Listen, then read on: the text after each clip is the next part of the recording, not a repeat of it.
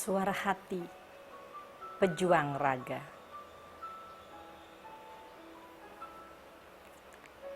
Kemarin pagiku adalah pagi para pejuang yang kalah perang. Melangkah gontai, menekuk jalan yang berkerikil tajam.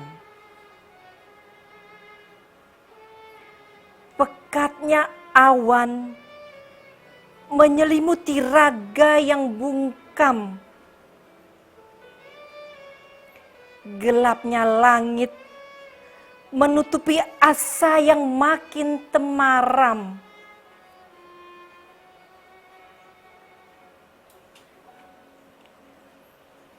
Banyak kepedihan berkecamuk, bercampur aduk dengan keputusasaan.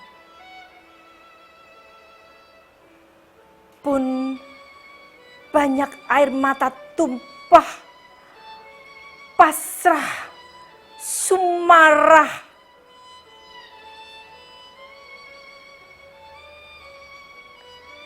Ketika mata yang letih masih terjaga di malam buta.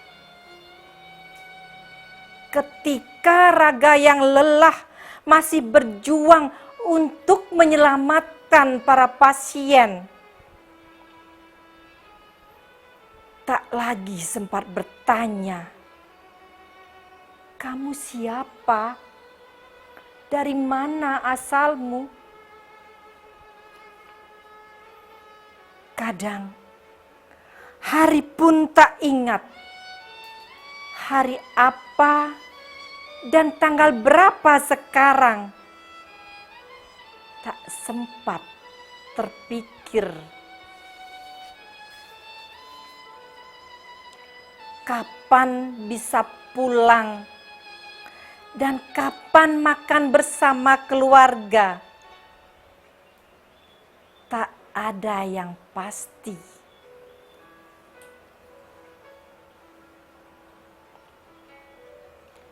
Dalam lelah tetap siaga. Tak pula sempat bersedih tatkala sepi menghampiri. Kadang duduk di sudut lorong yang dingin. Kadang tertidur di kursi yang sempit seadanya.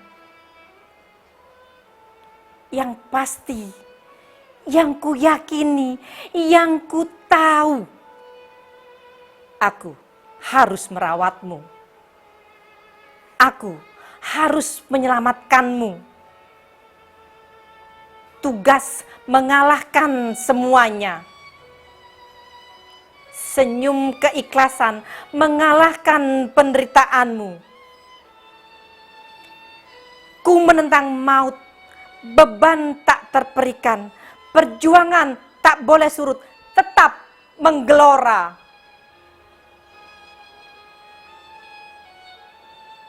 Pasienku, kau saudaraku. Sedihmu adalah juga sedihku. Sakitmu pun kurasa hingga menghujam kalbu. Tuhan, semua ini karena cinta kasih. Iya, ikhtiarku menolong sesama karena kasih.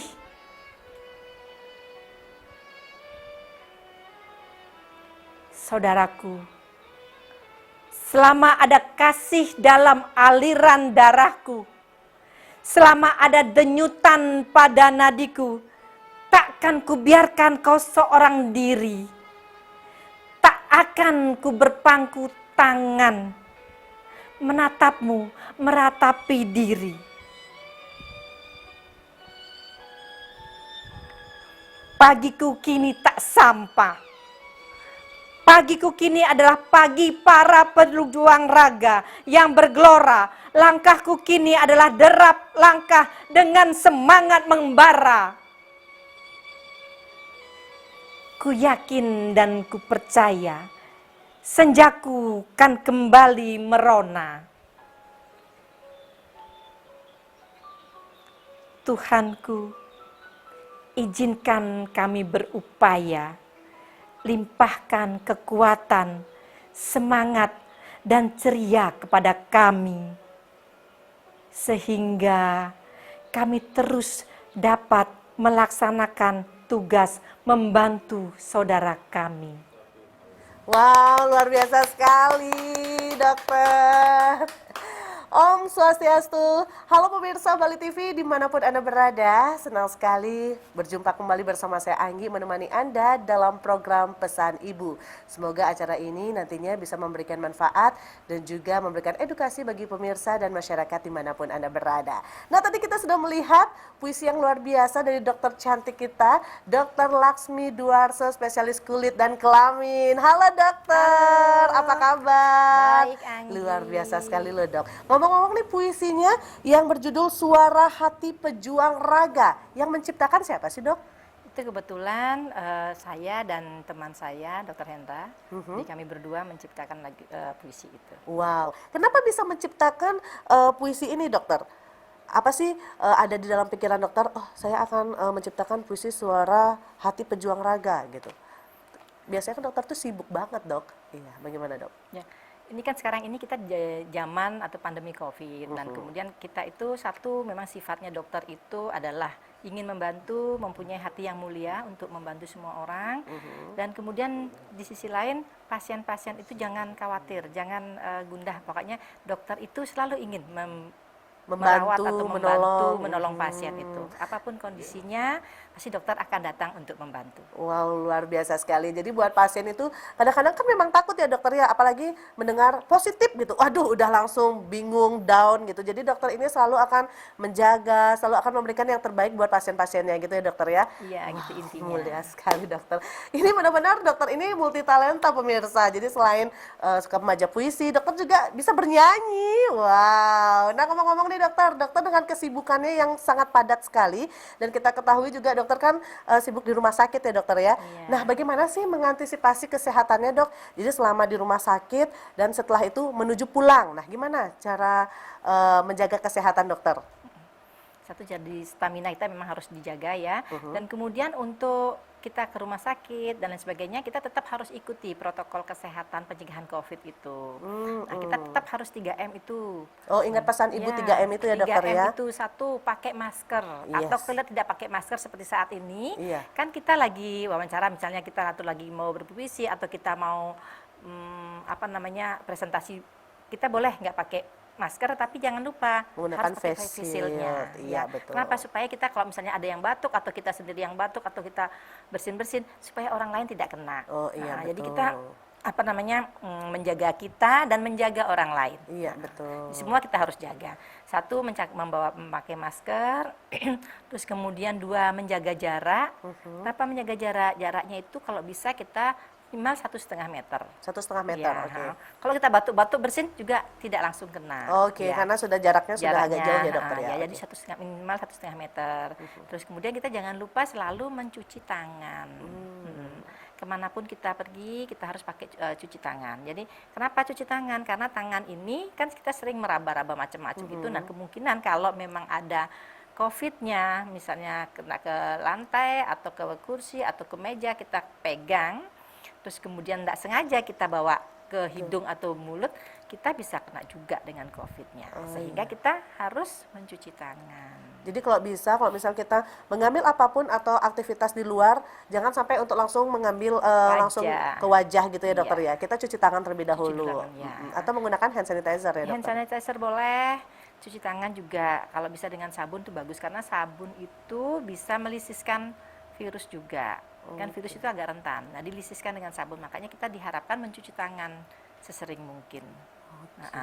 Tapi itu ada tips saya nih. Kalau itu? misalnya mencuci tangan itu kita pakai sabun atau hand sanitizer yang sudah cocok dengan kita. Oh, karena ada beberapa yang tidak cocok berarti, Dok? Ada beberapa orang yang tidak cocok, justru dengan mencuci tangan atau memakai hand sanitizer yang tidak pas dengan dia, kadang-kadang tangannya bisa gatal, tangannya bisa ada merah-merahnya, Betul, betul, bisa betul. alergi. Iya, karena beberapa ada yang menggunakan hand sanitizer, tetapi dia langsung tangannya itu agak sedikit kebakar-kebakar gitu, Dok. Berarti memang harus konsultasi dulu ya, dokter ya, kalau menggunakan hand sanitizer? Bisa konsultasi atau bisa juga dia merasakan sendiri. Jadi Oh, kalau sudah merasa panas-panas, sangat-sangat gatal-gatal, sebaiknya jangan pakai hand sanitizer itu atau jangan memakai sabun itu. oh langsung di-cut, Ya, oke. di-cut aja. Besoknya pakai yang lain. Kita juga memang ini trial and error. Jadi tidak semua orang akan alergi dengan satu sabun itu atau dengan hand sanitizer itu. Tidak semua orang. Oke. Ya, ada orang-orang tertentu yang mempunyai alergi, bakat alergi itu bisa dia Wow. gatal atau merah. Iya, iya, ini benar-benar hal baru, dokter. Jadi kalau misalnya pemirsa, buat pemirsa Bali TV dimanapun Anda berada, jadi misalnya kalau menggunakan hand sanitizer sudah merasa tidak cocok, gitu, bisa langsung dicoba hand sanitizer yang lain. Karena hand sanitizer satu belum tentu cocok dengan hand sanitizer yang lainnya, gitu ya, dokter ya. Oke, masih berkutat dengan kegiatan dokter, di rumah sakit memakai APD juga, dok? Iya, kalau kita di rumah sakit kita pakai APD, tetap kita pakai masker. Kalau memang bisa masker itu ada kacamata Google-nya itu, Oke. ditambah lagi dengan face shield. Oh, Ya. iya. Terus itu kemudian kalau ini saya di Poli ini kebetulan saya bukan orang di ruang operasi ya. Jadi kalau di Poli itu kita pakai baju, baju gaun yang panjang. Terus kemudian kadang-kadang kita juga pakai handscoon juga, ya handscoon. Nanti kalau sudah selesai memeriksa kita buang lagi handscoonnya. Ya, dan kemudian di dalam kita memeriksa pasien kita ada sekat nih. Jadi meja Oke. kita disekati oleh seperti plastik seperti ini, sehingga kita tidak kontak langsung dengan pasiennya. Satu menjaga pasiennya juga tetap sehat dan juga menjaga tenaga medisnya juga tetap sehat. Ya, dokter kan di rumah sakit nih, pastinya kan ada perasaan pastinya agak takut ya dokter ya, apalagi notabene dekat dengan pasien, entah dia positif, entah dia negatif atau OTG gitu ya dokter ya. Dari rumah sakit menuju ke rumah dokter, apa yang dokter harus lakukan? Atau di rumah dulu baru membuka seluruh perlengkapannya, atau di rumah sakit dulu prepare-nya menuju pulang? Oke, jadi itu bisa macam-macam ya. Saya tambahkan lagi ya. Jadi kalau misalnya kita mau ke rumah sakit nih, kita misalnya ada 2 jalan nih, ataupun 1 jalan. Nah, kalau kita lihat ada orang yang rame di jalan tersebut, kita usahakan minggir sedikit. Oke. Minggir sedikit. Ya itu kita juga itu sudah physical distancing ya, sudah menjauhi. Jadi menjauhi kemungkinan untuk tertular. Jadi agak menjauh sedikit, baru kita masuk, kita jalan. Terus kemudian setelah kita pakai pakaian itu, nah kalau kita sudah selesai, kita di rumah sakit itu disediakan satu ruangan khusus untuk ganti pakaian. Oh iya. Nah, kalau ganti pakaian itu kita usahakan jangan beramai-ramai, jadi sendiri-sendiri. Walaupun kita sama perempuan nih, jadi usahakan sendiri-sendiri. Masuk satu, terus kemudian keluar lagi. Dan cara buka pakaiannya pun tidak boleh sembarangan buka pakaian, jadi bukanya pelan-pelan dia. Oh, gitu ya. berarti Jadi ada artinya tekniknya juga ya, ada ya? tekniknya. Jangan sampai yang di depan ini kena dengan tangan kita. Sama aja jadinya dokter Iya, ya? sama aja. Jadi Oh. buka pelan-pelan, di bajunya dibuka. Ini kan kita masih pakai handscoon. Dibuka, terus kemudian nanti kita juga buka maskernya juga tidak boleh hanya langsung cabut gini. Jadi ada di sini dibuka. Oke. Jadi dia tidak kena lagi dengan tangan kita. Jadi kemungkinan kan bibir ini akan kena, bibir atau masker itu akan kena, kalau memang adanya virus bisa nempel di sini, bukanya di alam. Buka berarti dari samping ya dokter? Terus kemudian di rumah sakit juga kita disiapkan kamar mandi nih. Kita bisa mandi di sana langsung. Yang utama kita ya tetap cuci tangannya kita bersihkan, dan wajah, daerah wajah ini juga kaki, karena kan kaki ini kena, mungkin kalau di bawah-bawah itu ada juga virus-virusnya yang masih Betul. melekat di bawah, mungkin aja nempel ke kita ya. Terus kemudian setelah itu kita ganti pakaian di sana, baru kita pulang. Nah, kalau sudah sampai di rumah nih, seandainya masih memungkinkan, kita tidak buru-buru, bersihkan lagi, mandi lagi kalau bisa, atau paling tidak ganti pakaian. Karena kan di perjalanan itu kita juga nggak tahu nih, kena dengan siapa, kontak dengan siapa. Di rumah juga kita ganti baju lagi, cuci tangan ya, dan kemudian muka kita raup lagi, kemudian sepatu atau sandal juga sebaiknya dibersihkan, terutama yang di bagian bawahnya itu. Oh, berarti langsung juga Ya, dibersihkan? dibersihkan juga. Makanya kok saya lebih sering pakai sandal atau sepatu itu yang bahannya dari karet atau dari plastik. Oh, karena apa dok? lebih awet ya. Oh iya, dan juga Kalau lebih dia dari gampang dibersihin, kan, ya? gampang dibersihkan. Kalau dia misalnya dari bahannya dari beludru, kasihan ya. Oh iya, Susah. dibersihin rusak langsung ya dokter Rusak ya. dia ya. Setelah itu dibersihkan sudah semua bersih, tas apa kita bisa hand sanitizer juga. Nah, setelah bersih semuanya baru kita berani berhubungan atau kontak dengan orang-orang yang kita cintai di rumah. Wow, panjang banget ya. Karena apalagi dokter ini adalah memang benar-benar notabene langsung dekat dengan pasien. Jadi memang harus benar-benar menjaga kesehatannya. Nah, itu dia tips-tips dari dokter Laksmi, di mana dari rumah sakit menuju juga di rumah agar bisa berkontak langsung bersama keluarga. Selalu menjaga kesehatan dan juga ingat pesan ibu ya dokter ya. Iya. Menggunakan masker, mencuci tangan dan juga menjaga jarak. Nah, pemirsa Wali TV, kita ini sudah tambah seru banget perbincangan kita. Nanti kita akan berbincang-bincang kembali bersama dokter. Banyak yang ditanyakan dokter, apalagi tentang kulit wajah. Nah, nanti kita akan tanyakan kepada dokter Laksmi juga ya. Ya, jangan kemana-mana pemirsa Wali TV, tetap di program Pesan Ibu.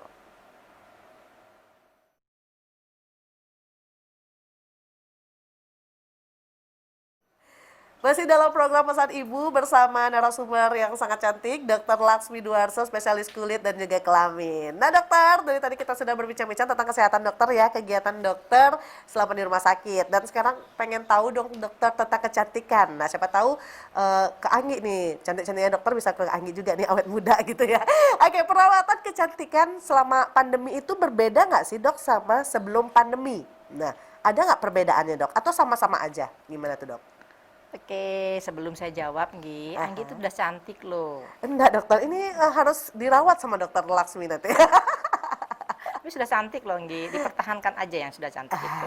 Iya, sekarang Karena cantik itu kan ada bukan cuma dari wajah aja, tapi kan cantik yang lebih bagus itu kan inner beauty. Jadi iya. dari wajah kita pancarkan dan juga dari hati.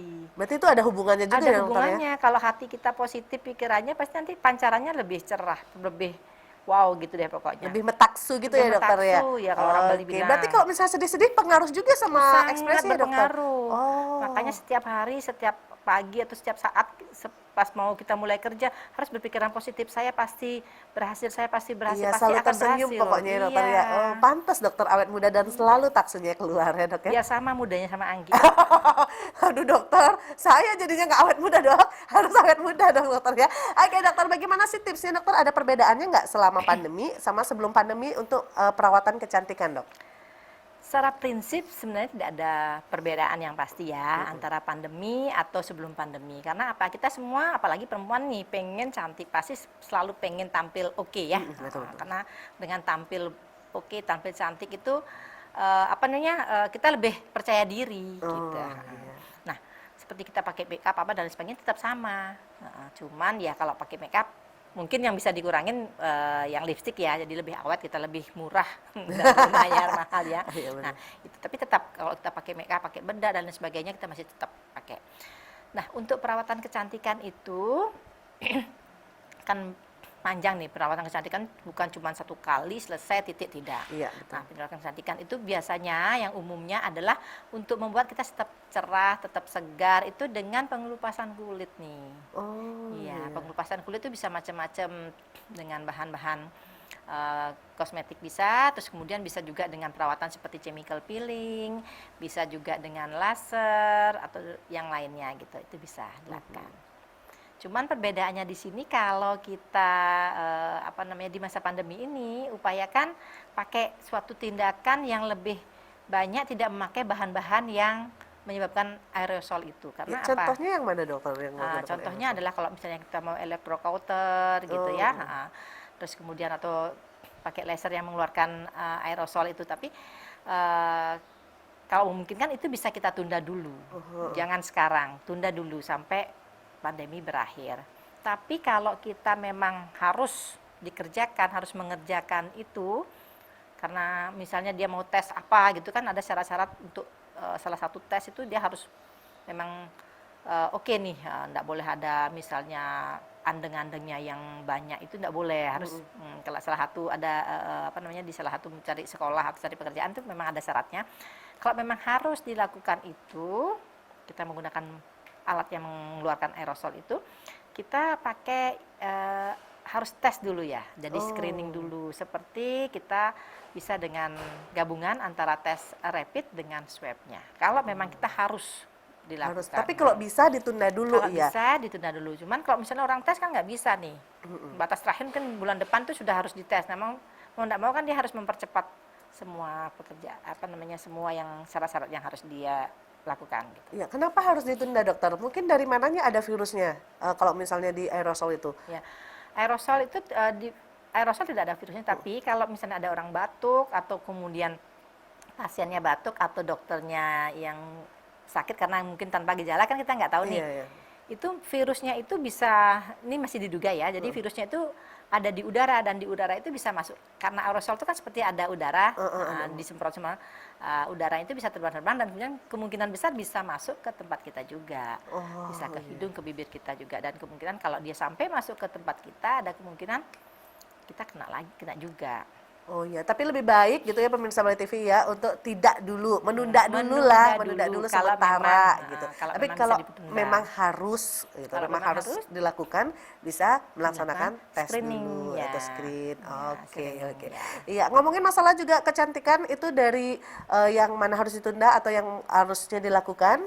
Kalau misalnya jerawat nih dokter, perawatan jerawat itu perbedaannya ada nggak sih dokter? Dan gimana sih jerawat itu kan kadang tumbuhnya bukan di muka aja ya dokter ya. Kadang keluhan-keluhan itu jerawat juga tumbuh di badan dokter. Nah bagaimana itu caranya merawat? Jerawat itu banyak ya yang menderita jerawat ya, terutama orang dewasa muda itu ya. Iya, betul. Nah, jerawat itu ada yang bilang bahwa dia itu adalah suatu kejadian, keadaan yang fisiologis. Karena apa? Karena ada yang kena umur kecil 7 tahun juga ada sampai 70 tahun. Nah, tapi yang paling banyak adalah umur dewasa muda. Laki dan perempuan juga sama. Nah, jerawat itu perlu kita rawat karena dia harus kita lakukan pembersihan ya. Jadi kalau kita mau lihat jerawat itu gimana sih mekanismenya, satu mungkin proliferasi glandula sebaceous yang banyak, jadi dia muncul seperti minyak-minyak yang banyak bisa itu. Terus kemudian yang kedua ada yang menutupi wajah kita seperti debu-debu atau debu rokok atau debu-debu yang di jalan itu seperti asap mobil dan lain sebagainya, itu juga bisa menutupi tubuh wajah kita, kulit kita. Terus kemudian ada mungkin bakteri yang ada di sana. Nah, untuk ngobatinnya itu kita harus mengobatin semua itu. Bersihkan kulitnya dari debu itu bisa dengan bersihkan di rumah aja bisa kita lakukan. Oh, bisa dilakukan. Misalkan dengan sabun, dengan cleansing juga bisa. Nah, sabun itu untuk membersihkan kotoran-kotoran yang ada di wajah kita, sekalian untuk COVID ini juga bagus kan, dia untuk melisiskan virus ya. Jadi iya. satu untuk membersihkan wajah dengan sabun bagus sekali. Terus kemudian bisa kita tambahkan kalau kita kulitnya berminyak, kita bisa tambahkan dengan pemakaian cleansing. Cleansing itu ada sedikit kandungan alkoholnya, jadi bisa dibersihkan dan minyaknya lebih berkurang. Satu itu debu sudah dibersihkan. Terus kemudian kita bisa juga dengan obat-obat yang menekan produksi daripada glandula sebaceous itu. Dan obat-obatan juga kalau memang dia ada radang, itu bisa kita berikan dengan antibiotika juga. Oh iya, luar biasa sekali. Jadi selama pandemi ini selain kita memang harus menjaga kesehatan di dalam tubuh, kita juga di wajah kecantikan harus juga dijaga ya dokter ya, karena memang harus selalu menggunakan sabun juga, yang berjerawat ataupun tidak harus benar-benar tetap juga menjaga kesehatan wajahnya juga. Nah, ngomong-ngomong ini juga banyak sekali keluhan tentang kulit ya dokter ya. Ya, ngomong-ngomong lagi ngobrol tentang kulit. Kulit itu biasanya ini yang nggak terlalu dikhawatirkan oleh semua orang dokter. Ya kadang itu ada jamur dok. Nah di tubuh itu kadang ada jamur yang tumbuh, tapi kita tuh bingung. Jamur itu kadang warnanya ada yang putih, ada juga kadang-kadang lingkaran-lingkaran hitam itu dokter. Nah itu seperti apa? Berbahaya nggak sih buat tubuh kita atau perawatannya itu gimana dokter biar tidak ada jamur di badan kita? Gitu. Ya. Kalau yang seperti Mbak Anggi tanyakan itu kan warna kulit yang berubah itu, ada yang hipopigmentasi atau hiperpigmentasi. Nah, yang hipopigmentasi itu yang warnanya putih itu bisa macam-macam, ada mungkin vitiligo, bisa terus bisa juga habis inflamasi, habis mungkin kita gatal-gatal jadi putih, jadi hipopigmentasi plus inflamasi ada. Itu Terus jamur juga, itu jamur tergolong jamur itu bukan juga? jamur, jadi dia dibilang scar atau gejala sisa, gejala bekas habis dia inflamasi daripada kejadian sebelumnya atau penyakit sebelumnya. Nah, yang mungkin Mbak Anggi tanyakan itu adalah seperti jamur ya, jamur yang putih-putih di badan itu namanya, kalau bahasa kita namanya panu. Panu, iya. Kalau Kalau bahasanya medis namanya pityriasis versicolor. Nah, pityriasis versicolor itu atau panu ya kita sebutkan, itu sering terjadi pada orang-orang memang tanpa gejala. Kadang ada yang gatal juga, tapi lebih sering tanpa gejala. Jadi putih aja dan kemudian tidak banyak diperhatikan atau tidak banyak menjadi target keluhan pada pasien oleh karena tidak mengganggu. Cuman yang ganggu dia hanya penampilan aja. Iya, malunya itu ya, Malu dokter. aja. Iya, tapi kalau misalnya jamur kadang ada beberapa saya lihat dokter di badan itu lingkaran hitam. Itu tergolong jamur nggak sih, Dok? Itu macam-macam ya. Jadi kalau untuk kita melihat itu jamur apa enggak, karena kalau panu itu bisa warnanya bisa hitam, bisa agak kecoklatan, bisa juga warnanya putih. Nah, tadi untuk memastikan kita cek di laboratorium, kita ceknya KOH dulu. Kalau dia positif ada jamurnya bisa kita treatment. Ya, tapi itu gampang ya untuk mengatasi jamur itu gampang atau gimana, Dok? Ya, kalau untuk mengatasi itu obatnya biasanya dengan obat 10 hari sampai 2 minggu dia sudah hilang jamurnya. Cuman bekasnya memang perlu waktu, bisa 1 bulan, bisa 3 bulan juga untuk menghilangkan bekasnya. Tipsnya untuk jamur ya, supaya nggak kena jamur, kan ini sekarang kalau masa-masa menjelang hujan ini kan memang panas gitu ya. Iya, lembab-lembab gitu ya, dokter ya? Itu kita habis pulang kerja, setelah pulang kerja kita harus ganti pakaian, dan pakaian itu jangan digantung lagi, tapi langsung pakaian itu dicuci. Ya kadang kan, oh ini baru sekali, baru bentar makainya digantung dulu. Itu salah ya, dokter ya? Jangan, Oh iya. karena si jamur itu kan sudah nempel nih dengan badan kita. Kalau kita pakai lagi kan besok mungkin kalau nggak pas di tempat jamurnya, tempat yang lain kan akan ketularan itu tempat kan yang berkembang lainnya. jadinya. Terus kemudian kalau kita mau menggaruk badan nih, garuk, bisa jadi sih apa namanya itu sporanya atau bagian-bagian jamurnya itu nempel juga di kasurnya kita. Kalau bisa ya itu juga dibersihkan juga. Makanya Setiap hari saya ganti spray, dokter? kalau bisa bagus, tapi kan mahal ya. Iya, mahal, dokter. Nah, supaya nggak ganti spray ini, jadi kita begitu selesai kerja, ganti pakaian, langsung ganti dan cuci, kan lebih murah ya. Oh iya, jadi pakaian kita yang harus sering diganti Iya, gitu pakaiannya ya, harus dokter sering ganti, ya. ya. Oh iya, selain itu apalagi, dokter? Selain mengganti pakaian dan juga mungkin kalau misalnya kita nggak mengganti pakaian, spraynya itu diganti kalau bisa ya. Disetrika juga bagus gitu. Ya. Oh, oke. Dan kalau bisa jangan pakai pakaian yang terlalu jangan terlalu ketat, terus kemudian pakaian yang bahannya dari nilon kurangin. Dipakailah pakaian yang berbahan seperti yang bisa menyerap keringat seperti katun yang gitu. Oke, berarti ada ini tambahan buat Anggi ya. Berarti jauhi bahan yang dari nilon. Gitu Iya. ya. Kalau bisa tidak memakai bahan dari nilon gitu ya. Kalau bisa yang menyerap keringat kayak katun Iya. dan juga lain sebagainya. Wow, terima kasih dokter. Banyak sekali tips-tips yang bisa Anggi ambil, ilmunya menambah nih Anggi, dokter. Besok pinter lagi ya. Nanti Anggi gantikan saya jadi dokter kulit. Apa? Oh ya, boleh dokter. Saya sekolah dulu ya dokter ya. Oke, perbincangan kita semakin seru dan menarik sekali ya pemirsa. Nanti kita akan lanjutkan kembali, jangan kemana-mana. Tetap tentunya kita akan sharing selama pandemi ini di program Pesan Ibu.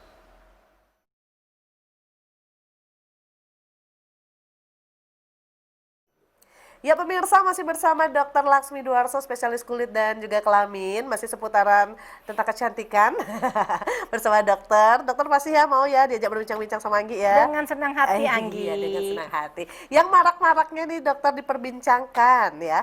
Pastinya suntik vitamin C atau mengkonsumsi vitamin C itu diperlukan nggak sih dok selama pandemi ini? Kadang kan banyak ada infus, ada juga suntik langsung. Atau yang bagus mungkin obat vitamin C atau bagaimana dok? Biar kita tuh bener nih untuk selanjutnya, terutama Anggi dokter. Gimana dok? Vitamin C itu Anggi, vitamin C itu bagus sebenarnya buat tubuh kita, tapi jangan terlalu banyak ya. Oh, secukupnya? Secukupnya aja, Oke. jangan banyak-banyak gitu ya. Vitamin C itu kalau bisa kita dapatkan dari makanan juga, di samping itu kalau masih kurang kita bisa dapatkan juga dari minum ataupun juga dari suntikan. Kalau suntikan itu diperbolehkan berarti dok? Suntikan diperbolehkan tapi jangan terlalu banyak. Dan Oh, kalau bisa sebelum kita melakukan suntikan vitamin C sebaiknya diperiksa dulu fungsi ginjal sama hatinya. Oh iya. Ya, iya. kadang-kadang nih orang pengen putih cepat gitu ya. Sebenarnya itu bisa apa enggak untuk memutihkan tuh masih dalam percobaan. Belum ada percobaan yang mengatakan bahwa dengan vitamin C pasti akan putih. Oh belum tentu. Tapi vitamin C sendiri kalau dia fungsinya vitamin C itu lebih cenderung untuk membuat kulit itu menjadi cerah dan segar dan membuat badan kita lebih bagus. Karena vitamin C itu dia fungsinya adalah menyumbangkan elektronnya dia sehingga dia bisa ke elektron bebas ya. Terus kemudian menyumbangkan elektronnya dia ke radikal bebas sehingga radikal bebas itu terikat sedikit sehingga sel-sel imun yang masih kita butuhkan itu tidak dimakan oleh radikal bebasnya, sehingga dia membawa membuat tubuh kita menjadi lebih sehat. Oh, berarti vitamin C itu diperlukan selama pandemi ini untuk menjaga imun sistem kita imunitas tubuh kita ya dokter ya. Oke, selain misalnya vitamin C, mungkin apa lagi dok? Vitamin D ya dokter ya? Ya, vitamin D itu bagus juga. Vitamin D itu bisa kita dapatkan dari sinar matahari. Makanya pada saat pandemi ini banyak dianjurkan untuk berjemur di bawah sinar matahari. Cuman berjemurnya itu jangan di jam 10 sampai jam 2 karena di situ banyak UVB, di mana UVB itu bisa menyebabkan kanker kalau pada orang-orang yang punya kecenderungan untuk kanker. Berarti kalau berjemur dari di jam 8 sampai jam 10 pagi. Jam 8 sampai jam 10 pagi. Itu lama berjemurnya dokter. Kadang kan bingung ya, 1 jam, 5 menit, 10 menit atau berapa dok? Macam-macam ini penelitiannya. Ada yang bilang cuma 15 menit aja, ada yang bilang 1 jam gitu ya. Ada yang kalau 2 jam boleh, tapi jangan di atas jam 10 karena di atas jam 10 sudah kurang bagus. Wow, nah itu dia ya pemirsa ya. Jadi yang biasanya berjemur di atas jam 10 belum terlambat untuk mengubah polanya ya dokter ya. Jadi bisa sebelum jam 10 dari jam 8 sampai jam 10 masih aman. Silakan untuk berjemur untuk ada vitamin D-nya. Kalau vitamin C boleh juga diperbolehkan, tapi dalam batas waktu yang secukupnya saja, jangan sampai berlebihan gitu, juga nggak bagus. Utamakan vitamin C itu adalah untuk meningkatkan daya tahan tubuh. Bukan untuk yang lain. Kalau putih mungkin dia bisa memutihkan juga karena dia mengikat atau mengurangi pemecahan melanin. Tapi penelitiannya apakah dia benar-benar menyebabkan putih apa tidak itu masih belum. Kalau misalnya vitamin C, kita tuh harus boleh nggak sih lewat konsumsi makanan aja cukup nggak sih dokter? Misalnya dengan buah-buahan aja cukup nggak sih kita? Bisa dengan buah-buahan, tapi dengan buah-buahan ada yang cukup kalau kita memang rajin nih makan buah dan sayur mungkin cukup. Tapi kalau misalnya kita masih makan buah sama sayurnya mungkin seminggu sekali mungkin kurang ya. Oh, berarti vitamin itu boleh dianjurkan ya dokter ya? Bisa. Lewat oral ya? Oleh oral, cuman pakai oral. Tetapi kalau vitamin C itu kita sudah minum atau minum vitamin C itu kita sebaiknya banyak minum air putih. Karena dia kan diekskresi melalui ginjal sama hati supaya dia keluar. Residu-residunya itu keluar. Yang dibutuhkan aja masuk ke dalam tubuh kita, terus yang lainnya keluar. Karena kalau enggak, vitamin C yang terlalu banyak di ginjal sama hati kita itu malah justru akan menyebabkan kita sakit ginjal. Nah, jadi selain kita mengkonsumsi vitamin C, itu juga kita harus banyak-banyak minum air. Minum air putih itu. Jadi biar antara masuk dan keluarnya itu benar-benar sinergi ya, seimbang gitu ya dokter ya. Air putih yang lebih bagus Anggi, jangan pakai soda, jangan pakai gula. Kalau gula nanti bisa seperti saya nanti gemuk nanti. Sama kayak saya dong, jangan lihat saya dan gemuk itu. Berarti air putih harus selalu diminum setiap hari, itu yang paling bagus gitu ya dokter ya. Nah, satu lagi dokter, kadang saya ini juga merasakan sendiri ya setelah minum vitamin C ya dokter ya, ke belakang itu buang air kecil itu kuning dok, itu nggak apa-apa ya dokter ya? Nggak apa, karena itu memang kandungan vitamin C-nya salah satunya menyebabkan warna urin menjadi kuning. Oh iya, karena saya takut, wah ini kenapa? Itu berarti nggak masalah ya dokter ya? Tidak. Iya. Itu harus kita minum air yang banyak sehingga warna kuningnya kan akan berkurang dia. Oh, berarti saya kurang minum air putih ya dokter ya. Wow, seru sekali loh. Ini benar-benar terima kasih loh dokter sudah memberikan bagaimana masukan-masukan ilmu-ilmu yang luar biasa. Ya, sekarang nih terakhir dokter, bagaimana sih caranya untuk meningkatkan daya tahan tubuh selama pandemi ini dok? Oke, daya tahan tubuh itu kita harus buat ya biar kita daya tahan tubuhnya bagus ya. Caranya bisa berbagai macam. Satu, kita dengan vitamin yang tadi sudah kita sampaikan. Vitamin C bisa dari sayur buah, dari kiwi misalnya bisa juga. Terus kemudian dari bawang putih itu juga bagus kalau dimakan tiap hari. Bawang putih yang mentah atau yang ditumis dok? Yang mentah boleh, yang ditumis juga boleh. Oh, yang penting ada racikannya bawang putihnya. Bawang putih kalau bisa bawang putih yang bijian yang single itu ya. Yang tunggal gitu ya. Yang tunggal itu kalau bisa makan satu hari sekali dua juga bagus. Cuman kalau dia enggak ditunu dimasak itu rasanya kan agak pengah gitu ya. Iya, pengah. Itu bisa, itu bagus. Terus kemudian makan yang ini prebiotik itu seperti yogurt itu juga bagus. Oh, yogurt itu bagus juga bagus juga ya. Jadi pakailah makan makanan yang banyak mengandung vitamin, gizi ya. Nggak harus mahal, tetapi banyak mengandung vitamin. Seperti bayam juga bagus, tomat juga bagus, wortel juga bagus ya. Oh iya. Terus kemudian yang satu selain vitamin kita selain makanan tadi kita juga bisa merubah pola pikir. Pola pikir. Ya, pola pikir itu dirubah dengan kita jangan bekerja di bawah tekanan. Wow. Jadi karena tekanan itu akan menyebabkan produksi kortisol yang banyak. Produksi kortisol yang banyak akan mempengaruhi stres. Stres yang banyak akan mempengaruhi daya tahan tubuh kita. Iya, kalau misalnya stres pastinya daya tahan tubuh kita menurun ya dokter ya. Nah, kalau daya tahan tubuh menurun, penyakit-penyakit yang sekarang yang masih kita yang sangat kita takuti bisa kena, Muncul, bisa bisa masuk kena ke kita. juga. Nah, jadi happy lah bekerja. Selalu tersenyum, happy Tersenyum, selalu. happy. Jangan mikirin yang lain gitu Jangan dokter. mikirin yang lain. Iya, setelah dari sini baru pikirin, sama aja ya dokter ya. Oke, selain pola pikir apa lagi dok? Nah, samping yang itu tadi, kita juga harus, walaupun kita harus belajar atau bekerja dari rumah, kita jangan merasa stres di sana. Karena di rumah kita harus selalu berpikiran positif bahwa pekerjaan itu pasti selesai, walaupun kita dari rumah. Belajar itu pasti selesai, pasti ada hasilnya walaupun kita dari rumah. Dan berpikirlah positif bahwa kita tinggal di rumah itu pasti aman, pasti nyaman karena kita berada dan dilindungi oleh orang-orang yang mencintai kita. Wow.